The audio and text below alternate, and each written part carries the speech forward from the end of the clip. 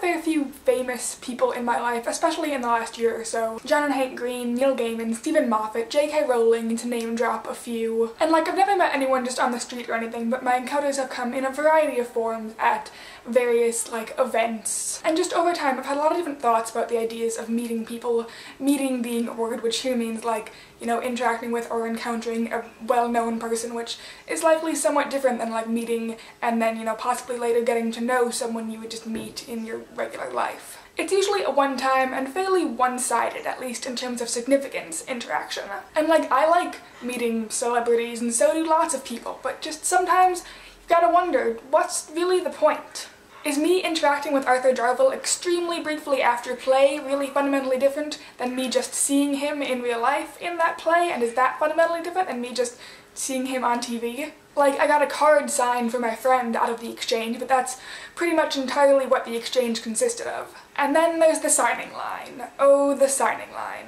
Signing lines are really good at what they were created for, which is like getting people's stuff signed and like letting people have a brief face-to-face interaction with this person. But they're really bad for like any other sort of meaningful interaction. And like the length and quality of that encounter varies between venues and people and like the time constraints versus the number of people that they need to accommodate. For example, from what I've seen and what I've heard, you know, authors and writers seem more prone to have like a brief chat than say actors might be. Like there was a Stephen Moffat and Mark Gatiss signing and they were pretty good at like, you know, asking where you were from and, you know, having something going on so that you weren't just awkwardly standing there with the pressure on you to do something while they signed your book.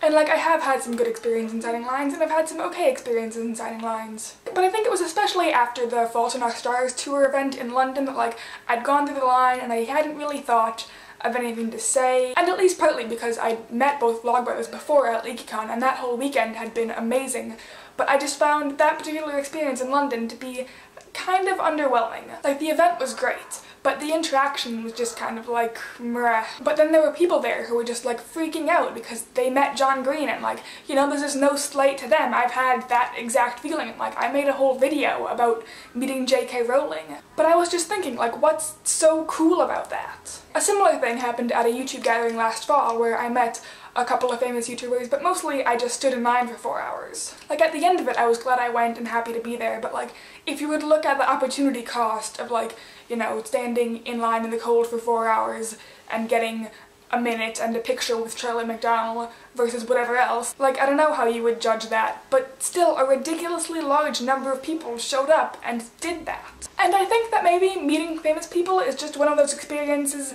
that's cool for the sake of itself. Like, you've met this person and now you can say you've met this person and you had that moment with someone you admire. Like, I went briefly to see Sherlock being filmed outside Gower Street, not because I had any desire to like stand around for ages or I had any deep passionate need to see Benedict Cumberbatch or like to get spoilers or anything. I just went because I wanted to do it, and now I can say I did it. I was there, I saw the spectacle, I stuck around and took a couple pictures, and then I left. And I fully intend to try to go to the Star Trek Into Darkness red carpet premiere just to see people and to be there. It's like the tourist attractions that may not be any more spectacular than anything else, but they're the ones that are iconic for whatever reason, so they're the ones that you go to. It's just a thing. They say don't meet your heroes because they'll never stand up in real life to whatever standards you have or something, but I've always thought that's dumb. Like, imagine your heroes complexly and remember that everyone is a full and complicated person. But like, if the people you like are actually awful in real life, then maybe you should respect them a little bit less or find some new heroes. So meet your heroes if you want to and you feel like it and you've got nothing better going on that day. Check out the list of cool things you've done. Brag to your friends about how Neil Gaiman told you about the time that both he and Stephen Moffat tweeted that River Song was conceived on the ladder. And let them hate you for having been within 3 feet of Martin Freeman at the Hobbit premiere. You can treasure your fangirlish memories or you can be embarrassed by them, but you have them. Because why do we do anything if not just because it's there?